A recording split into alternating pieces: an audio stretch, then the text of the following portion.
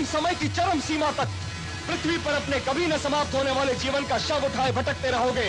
और आज तुम्हारे माथे पर जहाँ एक मणि दमक रही है अश्वत्थामा, वहाँ एक घाव होगा जो सदैव रिश्ता और दुखता रहेगा। दोस्तों, बचपन से लेकर आज तक आपने महाभारत से जुड़ी कई रहस्यमय बातें सुनी होंगी। उसी महाभारत में एक दिलचस्प किरदार था अश्वत्थामा का। वो अश्वत्थामा जिससे पांडव भी कांपते थे, जो शिव के अंश से पैदा हुआ था। उसी अश्वत्थामा के बारे में आपने ये बात तो सुनी ही होगी कि अश्वत्थामा अमर है, लेकिन कृष्ण ने तो उसे सिर्फ 3000 साल का ही श्राप दिया था और महाभारत को तो 5000 साल से भी ज्यादा हो गए हैं। तो अब क्या अश्वत्थामा मर गया है? लेकिन बहुत से लोग तो उसे देखने का भी दावा करते हैं। तो फिर हकीकत क्या है? क्या सच में वो आज भी जिंदा है? आज की इस वीडियो में हम यही जानेंगे कि ये सारी अमरता वाली बातें हकीकत हैं या फसाना। साथ ही आपको बताएंगे पृथ्वीराज चौहान और अश्वत्थामा का एक अनसुना किस्सा। तो चलिए शुरू से शुरू करते हैं।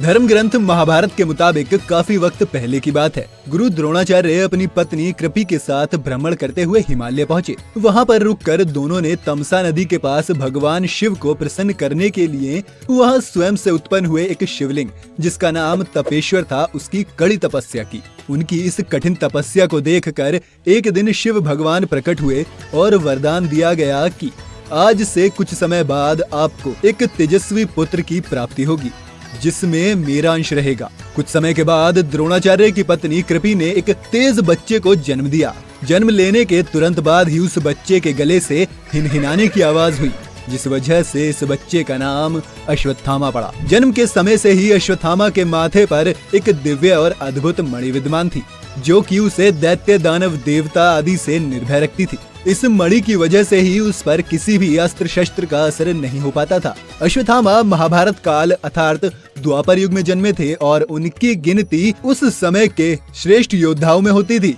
वो गुरु द्रोणाचार्य के पुत्र और कुरु वंश के राजगुरु कृपाचार्य के भांजे थे।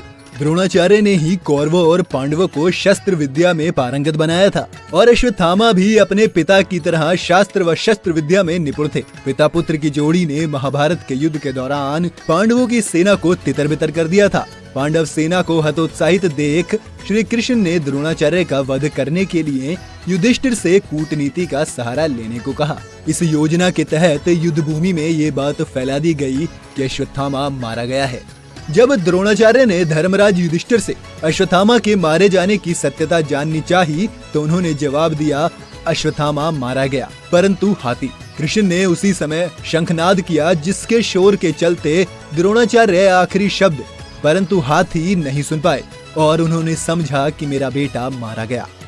ये सुनकर वो दुखी हो गए। उन्होंने शस्त्र त्याग दिए।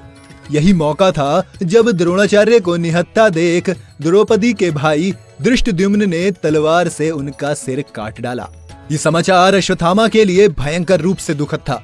पिता की छलपूर्वक हत्या के बाद अश्वत्थामा युद्ध के सभी नियमों को तोड़कर ताक पर रख देता है और अपने पिता की मौत का बदला लेने का फैसला करता है। युद्ध के आखिरी दिन दुर्योधन की पराजय के बाद अश्वत्थामा ने बची हुई कौरवों की सेना के साथ मिलकर पांडवों के शिविर पर हमला किया। उस रात उसने पांडव सेना के कई योद्धाओं पर हमला किया और उन्हें मौत के घाट उतार दिया। उसने अपने पिता के हत्यारे धृष्टद्युम्न और उसके भाइयों की हत्या की, साथ ही उसने द्रौपदी के 5 पुत्रों की भी हत्या कर डाली। अपनी इस कायराना हरकत के बाद अश्वत्थामा शिविर छोड़कर भाग निकला। द्रौपदी के 5 पुत्रों की हत्या की खबर जब अर्जुन को मिली तो उन्होंने गुस्सा होकर रोती हुई द्रौपदी से कहा कि वो अश्वत्थामा का सिर काट कर उसे अर्पित करेगा।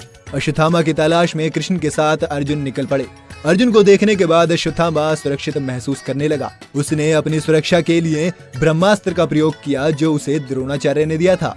गुरुपुत्र होने पर भी उसे केवल ब्रह्मास्त्र छोड़ना आता था, वापस लेना नहीं आता था।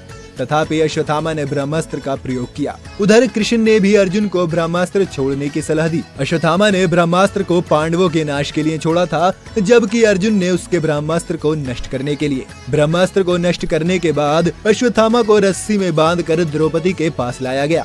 अश्वत्थामा को रस्सी में बंधा हुआ देख द्रौपदी का कोमल हृदय पिघल गया और उसने अश्वत्थामा को बंधन मुक्त करने के लिए कहा। कृष्ण का श्राप। कृष्ण ने उसे श्राप दिया कि वो हजारों साल तक इस पाप को ढोता हुआ निर्जन स्थानों पर भटकता रहेगा।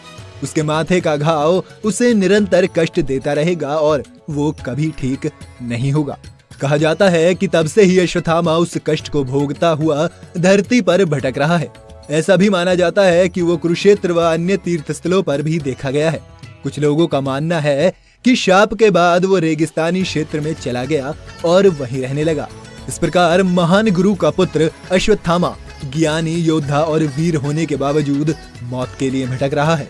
कुछ लोगों का मानना है कि अश्वत्थामा शिव का भक्त है और वो उन्हीं के मंदिरों में पूजा करने जाता है। पृथ्वीराज चौहान और अश्वत्थामा। कहा जाता है कि महान योद्धा पृथ्वीराज चौहान भी अश्वत्थामा से मिले थे। एक बार पृथ्वीराज चौहान वन में गए, वहाँ उन्हें एक बूढ़ा साधु मिला। उसके माथे पर गहरा घाव था और उसे दर्द हो रहा था। पृथ्वीराज युद्ध विद्या के साथ ही आयुर्वेद की भी अच्छी जानकारी रखते थे।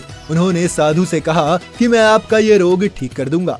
साधु उपचार कराने के लिए खुशी खुशी तैयार हो गया। पृथ्वीराज ने कई औषधियों का लेप तैयार किया और घाव पर लगाया, लेकिन घाव बिल्कुल भी ठीक नहीं हुआ। पृथ्वीराज को बहुत आश्चर्य हुआ, क्योंकि उन्होंने जिन औषधियों से लेप तैयार किया था उससे कितना भी गहरा घाव ठीक हो सकता था। और आखिरकार एक दिन उन्होंने पूछ लिया, आप मुझे साधारण मानव नहीं लगते, क्या आप अश्वत्थामा है? क्योंकि आयुर्वेद की कोई भी औषधि सिर्फ अश्वत्थामा का ही घाव ठीक नहीं कर सकती है। कहा जाता है कि साधु ने ये बात स्वीकार कर ली कि वो ही अश्वत्थामा है। उसने पृथ्वीराज को शब्दभेदी बाण का प्रयोग करने की विधि भी सिखाई। अब इस कथा में कितनी सच्चाई है ये सिद्ध करना असंभव है, क्योंकि पृथ्वीराज भी अब दुनिया में नहीं रहे और अश्वत्थामा के बारे में ऐसी ढेरों कहानियां हैं। फिर भी ये रहस्य तो बरकरार ही है कि अश्वत्थामा कहाँ गया, क्योंकि किसी भी ग्रंथ में उसकी मौत का जिक्र नहीं किया गया और सभी प्रमाण इस संबंध में मौन है। आपको क्या लगता है कि सच में अश्वत्थामा आज भी जिंदा है या ये सब सिर्फ कहानियां ही हैं?